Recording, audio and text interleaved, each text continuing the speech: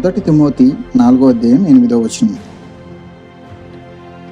శరీర సంబంధమైన సాధకము కొంచెము మట్టికే ప్రయోజనకరమవును, గాని దైవభక్తి ఇప్పటి జీవము విషయంలోనూ రాబోవు జీవము విషయంలోనూ వాగ్దానముతో కూడినదైనందున అది అన్ని విషయములలో ప్రయోజనకరమగును.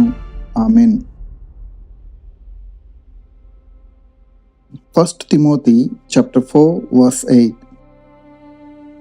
For physical training is of some value, but godliness has value for all things, holding promise for both the present life and the life to come. Amen.